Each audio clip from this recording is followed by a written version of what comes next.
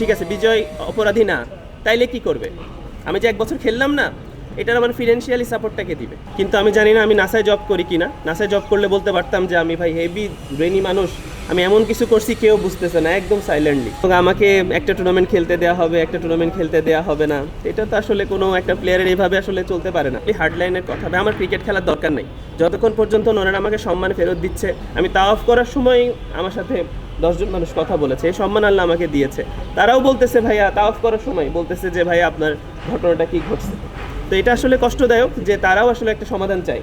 যদি বোঝা যেত, ওপেনলি বোঝা যেত যে আমি করতেছি কিনা। আর আমি এত কনফিডেন্সলি বলতে পারতাম না যে আমি কিছু করছি কি করি না। আমি তো বলতেছি আমি কিছু করি না, করলে এবার আপনি প্রমাণ দেখান। আমি ক্রিকেট খেলবো না, এখনও বলতেছি আমার কোনো খেলার দরকার নাই। আর আপনারা যে ডিসরেসপেক্ট আমাকে দিয়েছেন লাস্ট গত 1 বছর ধরে, সেটা এনাফ একটা মানুষের জন্য। পরবর্তীতে খেলে আসলে সম্মান অর্জন করার মতো মনে হয় না আমার, মানে কারোর কোনো অবস্থান থাকবে। তা আমি মনে করি যে ভাই যথেষ্ট হয়েছে, এবার আপনার একটা সমাধান দেন যে হ্যাঁ এই ছেলে কিছু করছে না, আর কিছু করে নাই।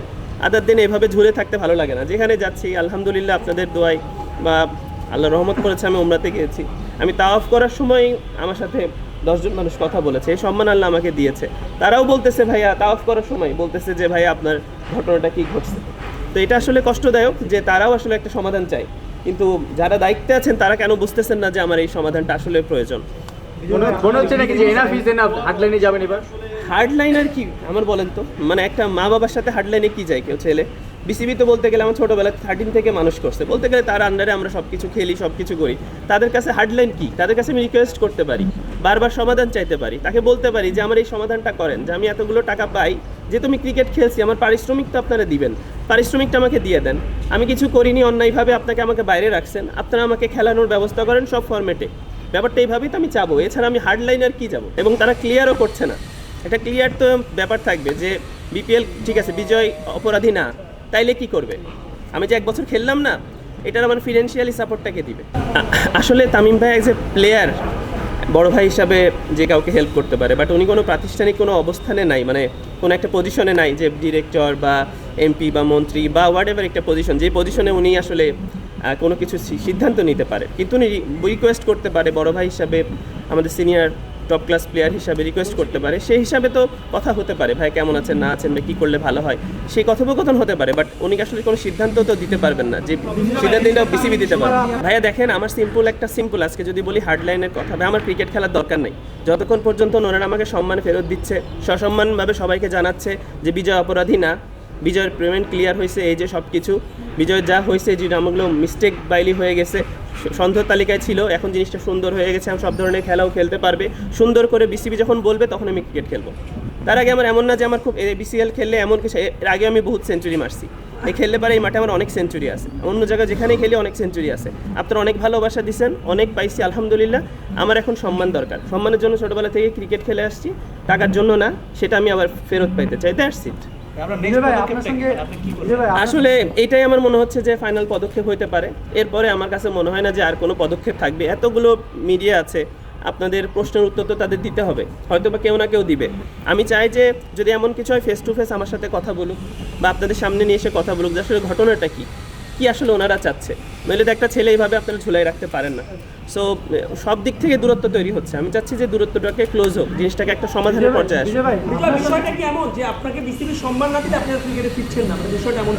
ভাইয়া এটা এক ধরনের যদি বলেন, আমাকে যদি তারা উপযুক্ত সম্পূর্ণ প্রপার জিনিস না দেয়, আমার কাছে মনে হয় যে আমি ফিরবো না, আমার দরকার নেই ক্রিকেট খেলা। সঙ্গে বোর্ডের লাস্ট কমিউনিকেশনটা কি, মানে বোর্ডের কোনো অথরিটি গত কয়েক মাসে আপনাকে কোথাও রেখেছে কিনা, বা আপনার ভাইয়া এটাই কষ্টদায়ক বিষয় যে কেউ কিছু বলছে না, কোনো সমাধান দিচ্ছে না, ডাকছে না বা ডেকে বলবে, ব্যাপারটা এইরকম তো কিছুই আসলে জানতেছি না। আর আমি লাস্ট 14 দিন 15 দিন ধরে আমিও সৌদিতে আরবে ছিলাম, সেখানেও যে তারা আমাকে কমিউনিকেশন করবে যে বিজয়ী অবস্থানে আছে, অবস্থানে আছে।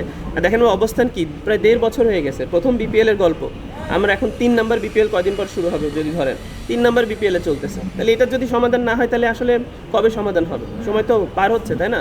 আর আমার লাস্ট 2 বছরে আমার কোনো ইনকাম সোর্স নাই। Simple is that. আমি বিপিএল খেলিনি, 2 বছরের বিপিএলের টাকা পেমেন্ট হচ্ছে না, লাস্ট বছর খেলা হয় নাই, আমি এই বছরও খেলছি না। একটা প্লেয়ার তো চলতে হবে, সে কীভাবে চলবে এটাও তো বিসিবি দেখার বিষয়, তাই না? আপনি বলছেন যে সম্মান না পেলে খেলবেন না, কিন্তু সম্মান দেওয়াটা বিসিএল এর ক্ষেত্রে হচ্ছে, অসম্মান করাটা বিপিএল এর ক্ষেত্রে হচ্ছে। এটা খুবই হাস্যকর। একটু মানে আমার কাছে মনে হয় এটা একটা হাস্যকর। আর এটা কী ধরনের সম্মান বুঝতেছি না। যে এইভাবে খেলতে দিবে, এটা দিবে না, তো এটা আসলে আমার কাছে এখনও কোশ্চিন মার্ক আছে। ওরা কী ধরনের ডিসিশন নিতে চাচ্ছে আমার কাছে মনে ক্লিয়ার করা উচিত। হলে সব ফর্মেটই খেলতে দেওয়া হোক, নাহলে কোনো ফর্মেটই খেলতে দেওয়ার দরকার নাই। আর যদি এইভাবে আসলে কোনোটা দিল না, আর কোনোটা সিলেকশনের প্রসেসের মধ্যে পড়ে নাকি, তা আমি বিপিএলে 3 নাম্বার হাইস্ট রান টেকার, আমি লাস্ট টুর্নামেন্টে আমাকে নেয় নাই, ওটা সিলেকশনের প্রসেসের মধ্যে নাকি পড়ে। সো কোনটা কী প্রসেসের মধ্যে পড়তেছে, আর আমি দেখেন একদম সত্যি কথা, আপনারা সবাই নর্মালভাবে অর্ডিনারি চিন্তা করলে দেখা যায় যে আমি যদি বিপিএলে কোশ্চিন মার্ক উঠছে বিধায় কিন্তু আমি প্রিমিয়ার লিগে অনেক অর্থ কম নিয়ে খেলছি।